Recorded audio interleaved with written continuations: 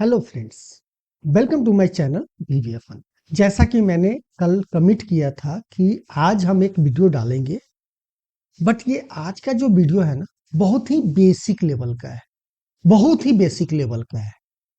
अगर आप थोड़ा बहुत एक्सेल का नॉलेज रखते हैं या फार्मूला यूज करना जानते हैं तो फिर ये आज का वीडियो आपके लिए नहीं है, क्योंकि बहुत सारे लोगों ने मुझे कमेंट किया था कि मुझे फार्मूला भी लगाने नहीं आता है। लेकिन फार्मूला में भी बहुत सारे मेथड होते हैं। अगर आप फार्मूला लगाना अच्छे से जान जाते हैं तो VBA भी आपके लिए बहुत आसान हो जाएगा।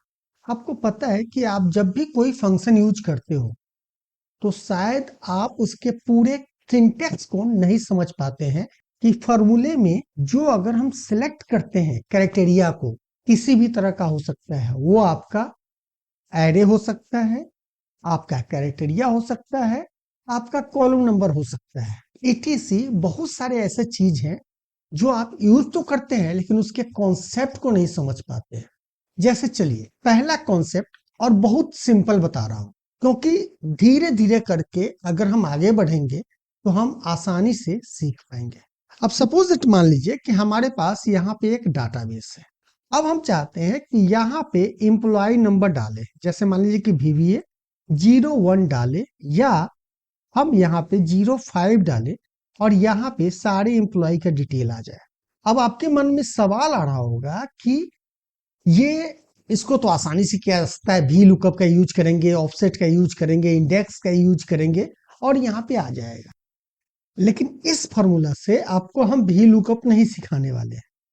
इस फॉर्मूला से आपको ये बताने वाले हैं कि एक्सेल में भी जो इंटीग्रेटेड फॉर्मूला होते हैं वो किस बेसिस पे काम करता है, वो समझाने के लिए मैंने ये मेथड आपको बताया है। यहाँ पे आप थोड़ा सा सोचो, इस डाटा को देखो कि यहाँ पे डाटा है और यहाँ पे हमें डाटा को फेच करना है। तो यहाँ पे हमने एम्प्लॉय आईडी को ही क्यों सिलेक्ट किया कि सर्च करना है। थोड़ा सोचो कि हमने ये एम्प्लॉय आईडी ही क्यों दिया। हम जानते हैं, आप लोगों में से बहुत सारे लोग ये आराम से जानते होंगे कि हमने एम्प्लॉय आईडी को ही सर्च क्यों कर रहे हैं। तो चलिए मैं ही आपको बताता हूं। देखो, जब भी कोई फॉर्मूला या फंक्शन या आप VBA कोडिंग लिखते हो, अगर आपको कुछ सर्च करना होता है और उसके अनुसार आपको डाटा फेच करना होता है तो ये ध्यान रखना आपके डाटाबेस में एक यूनिक आईडी होना जरूरी है। और यहाँ पे आप नाम को क्या यूनिक आईडी बना सकते हो, बना सकते हैं, बट ये ध्यान रहे कि फिर एक नाम से दूसरा एम्प्लॉय का डाटा सेव नहीं होना चाहिए। लेकिन ऐसा पॉसिबल है क्या? एक नाम से तो बहुत सारे लोग हो सकते हैं। तो फिर आप क्या करोगे? उसके लिए आप एक यूनिक आईडी क्रिएट करोगे। तो यूनिक आईडी यहाँ पे कौन सा है? यूनिक आईडी हमारा क्या हो गया? एम्प्लॉय आईडी, क्योंकि हर एक एम्प्लॉय को एक अपना आईडी दिया जाएगा। तो ये क्या है? एक यूनिक आईडी हो गया जिसके बेस पे सर्च करेगा। मतलब कि यहाँ पे यूनिक आईडी का मतलब क्या होता है कि एक ही तरह का रिपीट ना हो कोई भी चीज। अब हम बताते हैं कि इसी एक काम को, जैसे यहाँ पे अगर हम भी लुकअप यूज करते हैं, सपोज दैट मान लो कि हम यहाँ पे भी लुकअप यूज किए, इसे सर्च करना है, इस डाटाबेस में हमें देखना है और इसका नाम लेना है। तो दूसरे नंबर कॉलम में है तब 2 डाल के कॉमा 0 करके हम ट्रू हमको सर्च करना है तब इंटर कर दिया तो नाम आ गया। ये तो एक मेथड हो गया। लेकिन सपोज दैट मान लो कि हम यहाँ पे दूसरा मेथड यूज करना चाहते हैं। दूसरा मेथड क्या यूज करना चाहते हैं? सपोज मान लो कि हम यहाँ पे इंडेक्स का यूज करना चाहते हैं। अब आप कहोगे कि जब भी लुकअप से काम हो रहा है तो इंडेक्स का क्या जरूरत है? तो अब ये देखो, सपोज दैट मान लो कि आपका ये जो एम्प्लॉय आईडी है यहाँ ना होके यहाँ पे है, राइट? आपका एम्प्लॉय आईडी यहाँ पे ना होके यहाँ पे है। हमने ये डाटाबेस तो पूरा लिया था, मान लो कि हम पूरा ले लेते हैं, फिर भी ये आंसर जो है गलत क्यों ले रहा है? क्योंकि भी लुकअप क्या काम करता है? भी लुकअप तभी काम करता है जब उसका पहला कॉलम, मतलब जो आपने एरे, जो डाटा सेट आपने सिलेक्ट किया है, उसका पहला कॉलम जो है ना, जो आप फाइंड कर रहे हैं वो होना चाहिए। मैं एक्स लुकअप की बात नहीं कर रहा हूं, मैं कॉन्सेप्ट समझाने की बात कर रहा हूं। तो ये चीज आप ध्यान में रखना। अब इस केस में इसी तरह का सिचुएशन आपके पास VBA में भी आएगा। कि डाटा कभी यहां है कभी यहां है, लेकिन सबको हमें एक साथ ले आकर काम करना है। तो यहाँ पे फिर कौन सा मेथड यूज करेंगे? देखो, काम वही होगा, रिजल्ट वही होगा, हमको मेथड चेंज करना पड़ेगा। तो यहाँ पे मेथड क्या चेंज करेंगे? आपको पता है कि यहाँ पर जो है वी लुकअप तो फर्स्ट कॉलम से काम करता है, लेकिन इंडेक्स फार्मूला क्या काम करता है? जस्ट एग्जांपल बता रहा हूं, जरूरी नहीं है कि आपको सीखना जरूरी है इंडेक्स फार्मूला, जस्ट एक कॉन्सेप्ट बताने की कोशिश कर रहा हूं। अब मान लीजिए हम यहाँ पे इंडेक्स का यूज करते हैं, इंडेक्स फार्मूला। यहाँ पे हमें क्या लेना है? इंप्लॉय नेम लेना है, तो इंप्लॉय नेम ले लिया। अब यहाँ पे कितने नंबर कॉलम में जाना है? तो हमें ये देखना है कि इंप्लॉय आईडी जो यहाँ पे है, आप देखिए इंप्लॉय आईडी BBA05, तो ये जिस रो नंबर में है उसी नंबर रो का, यानी उसी रो नंबर का डाटा हमें यहाँ चाहिए। तो रो नंबर हम कैसे निकालेंगे? यहाँ पे तो हम ये क्या फाइंड करेंगे? यहाँ पे BBA फाइंड करेंगे। तो हम यहाँ पे क्या करेंगे? मैच का यूज करेंगे। अगर मैच फार्मूला नहीं जानते हैं तो मैच में क्या होता है कि कोई भी चीज अगर आप फाइंड करते हैं वो उस रो का या कॉलम का एक नंबर बताता है। जैसे हम बताते हैं, जैसे मान लीजिए कि अब मैच करेंगे तो हमको किस कॉलम का नाम चाहिए? तो हम कहेंगे कि इस रो में, यानी इस VBA में, पहले इसको फाइंड क्या करें? लुकअप वैल्यू, तो हम फाइंड कर लेते हैं, कॉमा। अब ये बोल रहा है कि लुकअप एरे कहाँ पे है, मतलब किस कॉलम में या किस डाटा सेट में आप इसको फाइंड करना चाहते हैं। तो हम क्या करें? इस कॉलम में कर रहे हैं कि डी कॉलम में फाइंड करो और पता करो कि VBA05 जो है वो कितने नंबर कॉलम में है, राइट। अब ये बोल रहा है कि आपको एग्जैक्ट मैच करना है, तो ऑफ कोर्स हमें एग्जैक्ट मैच करना है, तो हम यहाँ पे 0 डाल देंगे, ये वाला फंक्शन, और इसको क्लोज करके और बंद कर देंगे। तो देखिए यहाँ पे नाम आ गया। अब इससे क्या फर्क है कि अगर मान लीजिए इसको आप कट कर लेते हैं और इसको कहीं भी डाल दीजिए, तो ये आपका रिजल्ट चेंज नहीं होगा। कट करना है, कॉपी नहीं। जस्ट देखिए यहाँ पे भी मेथड अलग अलग है।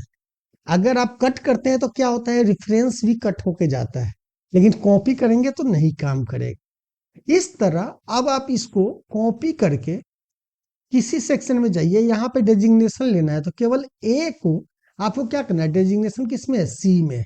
देखिए C to C किया तो क्या हुआ? मैनेजर आ गया। रानी का BBA05 का पोस्ट क्या है? मैनेजर है।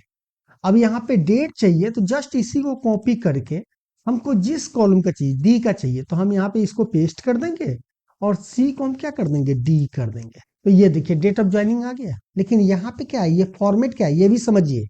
जब आप यूजर फॉर्म से या BBA के थ्रू डाटा को ट्रांसफर करेंगे तो हो सकता है कि आपके सीट में जब डाटा आएगा तो वो डेट जो है नंबर फॉर्मेट में आएगा। तो इसको हमें चेंज कैसे करना है? यहाँ पे जाके हम इसे डेट में कन्वर्ट कर देंगे, तो आप देखेंगे यहाँ पे डेट आ गया है। अब इसी तरह एक दूसरा आता है ऑफसेट फंक्शन। ऑफसेट फंक्शन क्यों यूज किया जाता है? बेसिकली ऑफसेट फंक्शन का यूज किया जाता है नेम रेंज बनाने के लिए। जब आप लिस्ट बॉक्स वगैरह में यूज करेंगे वहां पे आपको इसकी जरूरत पड़ेगी, लेकिन यहाँ पे भी आप ऑफसेट का यूज कर सकते हैं। कैसे? तो चलिए एक ही चीज को पहले हम 3 मेथड से बता रहे हैं। तो 2 मेथड हमने बता दिया, अब हम चलते हैं किसमें? ऑफसेट फंक्शन का यूज करते हैं। अब यहाँ पे ऑफसेट फंक्शन का मतलब क्या होता है? चलिए हम यहाँ पे डालते हैं ऑफसेट। यहाँ पे क्या बोला? रिफरेंस। तो ये रिफरेंस आप कहीं भी ले सकते हैं, कहीं पे भी। आप यहां लेना चाहे तो यहां भी ले सकते हैं, लेकिन अभी हम इसको कंफ्यूज नहीं करेंगे। हम सिंपल तरीके से बताने की कोशिश करते हैं कि जो भी आपका डाटा सेट है ना, उसका पहला रो और पहला कॉलम को सिलेक्ट कर लीजिए, राइट। Okay, comma. अब ये बोल रहा है कि रो नंबर कितने रो नंबर में जाके देखना है। तो यहाँ पे वही बात हो गई जो मैच वाला हमने यूज किया था कि यहाँ पे चेक करना है कि इसमें चेक करे कि कहाँ पे वो कितने नंबर रो में है। तो हम यहाँ पे यूज करेंगे मैच। और कौन सा मैच करना है? ये BBA05 करना है। और किस में करना है? अब मान लीजिए कि हमने इसमें करना है, और कॉमा 0 करके क्लोज कर दीजिए। अभी ये कॉमा कॉलम कितना लेना है, तो यहाँ 0 कर दिया और इसको क्लोज कर दीजिए। कॉमा कॉलम नंबर कितना है, तो हम मान लीजिए अभी 0 कर देते हैं। अभी आंसर गलत आएगा, इसको हम क्लोज करते हैं। तो ये क्या आ रहा है? नाम महेंद्र।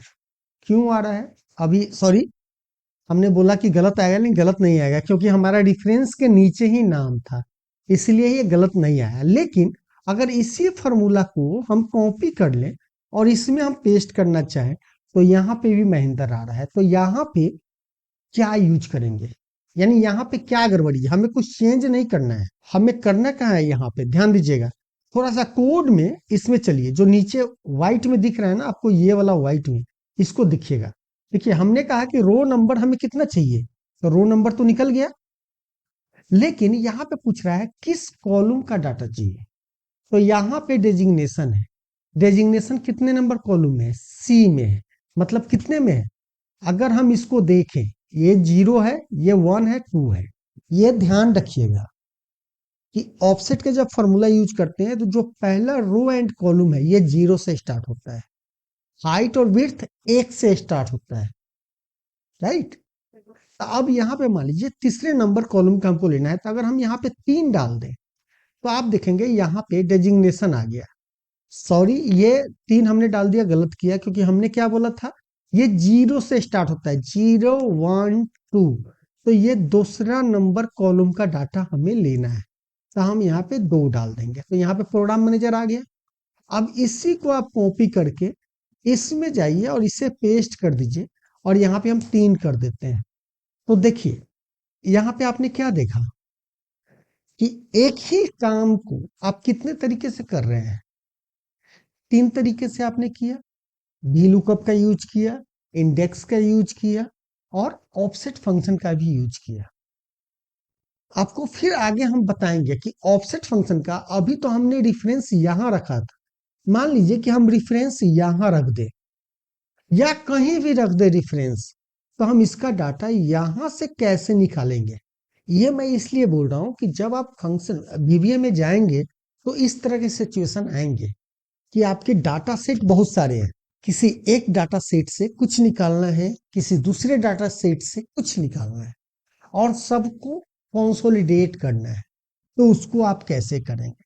तो उसके लिए सबसे पहले जरूरी है कि आप ये समझो कि आप फंक्शन या फॉर्मूला जब लगाते हो तो एक ही काम को कितने मेथड से कर सकते हो। जितना ज्यादा मेथड आपके पास होगा उतना जल्दी आप वीवीए सीखेंगे, और ये आप क्रिएट कर सकते हैं अपने कॉमन सेंस से और अपना लॉजिक लगाकर ही।